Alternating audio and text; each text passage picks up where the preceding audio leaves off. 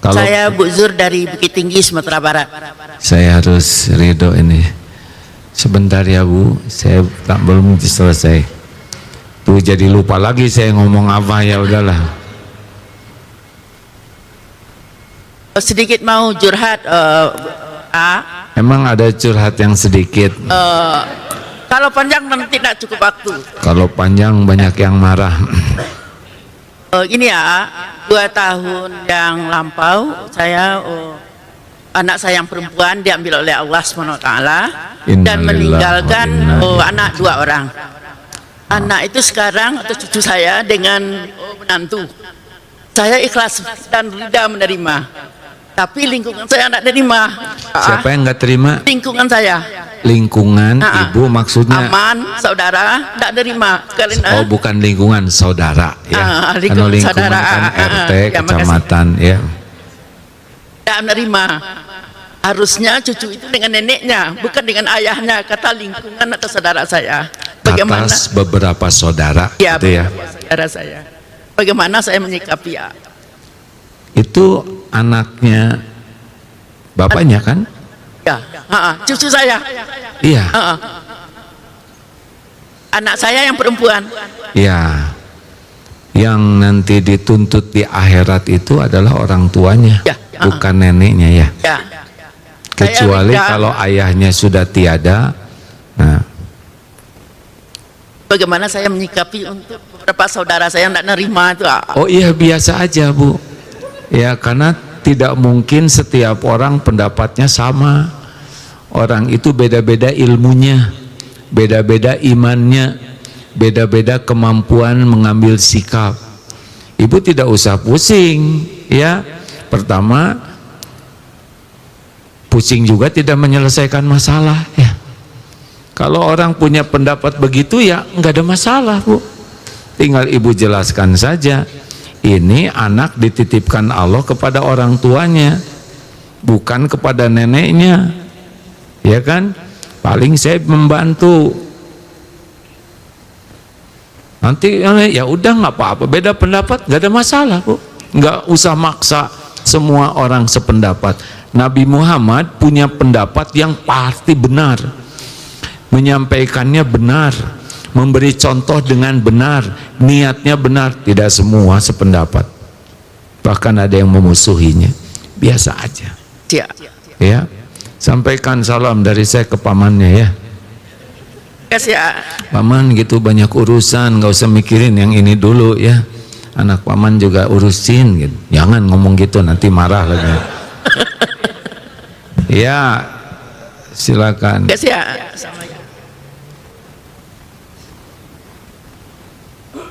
Ini ya takdir, kemarin saya di Surabaya, subuh pulang baru nyampe maghrib. Sekarang di sini, kalau memang harus ketemu dengan tamu ini, Masya Allah, pada ada keinginan tuh, aduh coba saya istirahat dululah gitu semalam di Surabaya, supaya bisa cukup energi. Karena pindah-pindah kota tiap hari itu bukan mudah di usia seperti ini ya. Saya kan kakek-kakek. Nah, alhamdulillah karena sudah takdirnya harus ketemu, nyampe ke sini. Apa yang Allah kehendaki pasti terjadi. Silakan. Terima kasih. Mau tanya ini, bagaimana cara menerima keikhlasan atas perkataan orang yang mendadak. Contohnya begini, maksud saya gini, saya menerima itu akhir lama, tidak langsung menerima gitu. Sebenarnya sederhana, jadi pada saat saya ke dokter itu kan ada, karena pakai askes ya, ada askes, ada KTP saya di situ. KTP itu kan lama tidak bisa diganti fotonya ya. Iya, seumur hidup. Ya itu dokternya sempat bilang gini, ibu ini di sini terlalu cantik. Kan ini masih muda, ibu di sini terlalu cantik. Kenapa nggak diganti aja? Saya kan udah bilang, wah, emang bisa KTP fotonya diganti? Ada kok itu di PPRP apa gitu, bisa ke sana. Itu kan nggak umum ya, ya. Begitu kan nggak umum, apalagi dia seorang dokter. Biasanya dokter itu kan ya bukan berarti ingin dipuji cantik ya, tapi paling nggak kan jangan terlalu cantik itu loh. Itu terimanya lama. Berapa lama baru? Kenapa capek-capek mikirin itu? Karena kaget. Nggak ada kerjaan. Kalau hanya bilang kok berbeda itu nggak masalah, tapi Ya. terlalu cantik itu kan. Terus jadi gimana? Ya udah, orang mau ngomong apa aja. Kenapa capek-capek mikirin omongan orang, nggak ada kerjaan? Bisa diterima, tapi lama maksudnya gitu loh. Itu bagaimana? Ya udah, mulai sekarang nggak usah dipikirin. Nggak ada kerjaan mending mikirin kata-kata Allah Subhanahu wa Ta'ala. Orang mau ngomong apa aja sok aja, bukan urusan kita, betul tidak? Mau disebut monyet juga nggak akan jadi monyet. Kita sakit hati bukan karena omongan orang. Orang mau ngomong apa aja kepada kita nggak akan ngepek. Coba nyebut monyet ke saya jadi monyet? Enggak. Agim bodoh, jadi bodoh? Emang. Bu, Pak, udahlah, jangan nggak ada kerjaan. Waktu kita ini cuman sebentar di dunia ini, bener? Mending lebih banyak mendengar kata-kata atau kalimat Allah. Orang mau ngomong apa aja itu mah urusan dia dengan Allah. Urusan kita adalah jaga hati kita. Udah Bu, sayang nggak ada kerjaan, segala dipikirin. Ibu mikir apa sekarang? Orang nyebut ini, nyebut itu, ya itu urusan mulut orang, bukan wilayah kita. Kok kenapa dia ngomong itu? Ya urusan dia, kita nggak bisa maksa orang ngomong apa, bukan wilayah kita. Wilayah kita itu jangan stres. Begitu ya Bu? Ya. Apa-apa, terlalu ganteng juga.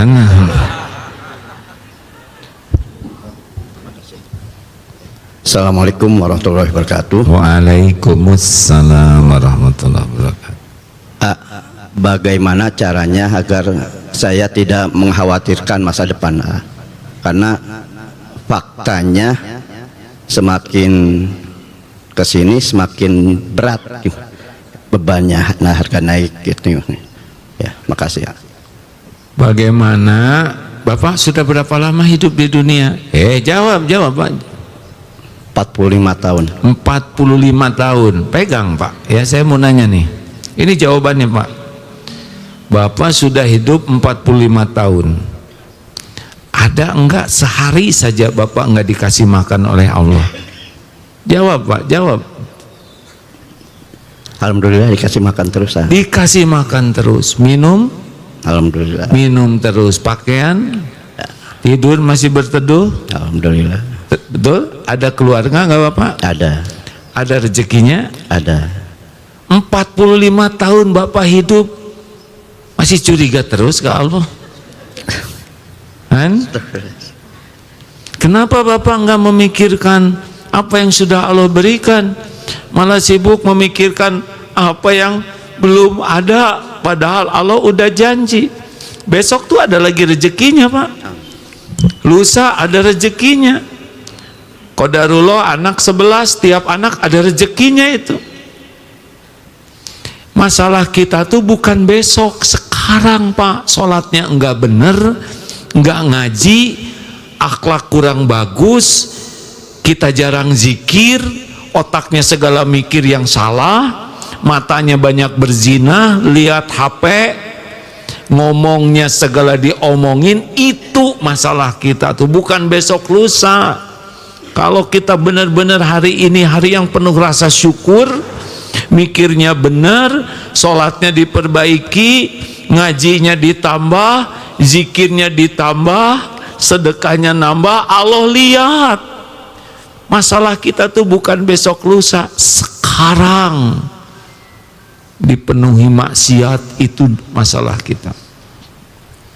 Termasuk pikiran, yang dikasih tidak disyukuri, yang belum ada malah dicurigai, itu kan dosa Pak. Gimana Pak?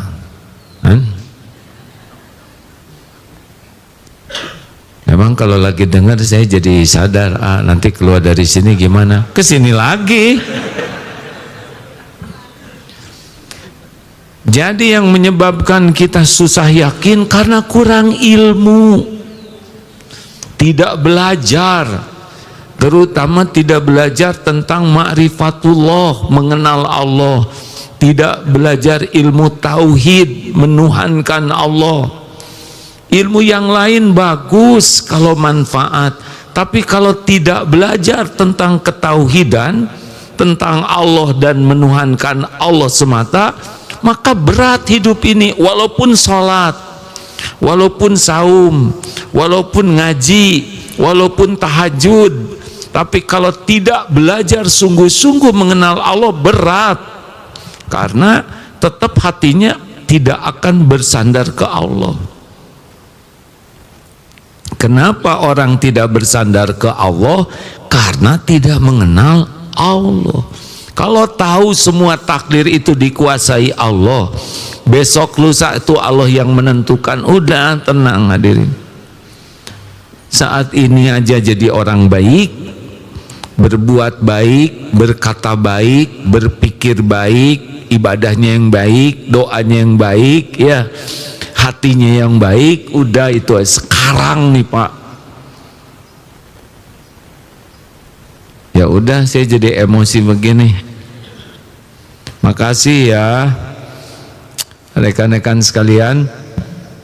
Pertama mohon maaf, pelatihan bahaya lisan hari Selasa tidak bisa melangsungkannya. Hari itu low bed sekali, kegiatannya, ujiannya padat, sehingga dianjurkan sudahlah istirahat saja karena memang harus ke Surabaya besoknya.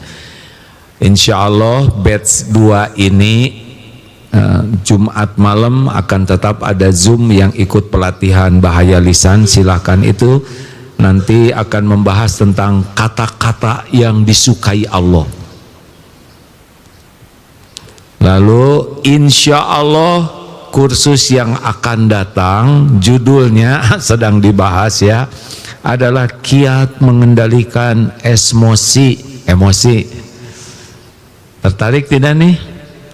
Ini wajahnya kelihatannya wajah-wajah soleh dan solehah yang emosian ya. Kita harus mengenal kenapa kita jadi emosional, apa dampaknya kalau kita emosional, dan bagaimana caranya kita bisa mengendalikan emosi kita. Karena salah satu ciri orang takwa adalah kemampuan mengendalikan emosi. Alladzi yamliku nafsahu indal ghadab, bisa mengendalikan amarahnya. Begitulah. Baik Bapak Ibu, sampai jumpa insya Allah pagi ini jam 10 AAD TSM Trans Studio Mall, masjidnya. Asar kajian Al-Hikam di Masjid Darut Tauhid ini, dan Ba'da Isya kajian Ma'rifatullah di masjid ini. Bagi yang memungkinkan hadir, datanglah. Insya Allah pahalanya dan ganjarannya berbeda kalau ada perjuangan lebih. Bagi yang tidak mungkin hadir, silakan menyimak di media sosial ini. Terima kasih seluruhnya. Oh ya, hari Ahad besok di Istiqlal ya, seperti biasa kajian bulanan Istiqlal. Subhanakallahumma bihamdik, asyhadu an la ilaha illa anta, astaghfiruka wa atubu ilaik. Amin ya rabbal alamin. Assalamualaikum warahmatullahi wabarakatuh. Pas jam 6.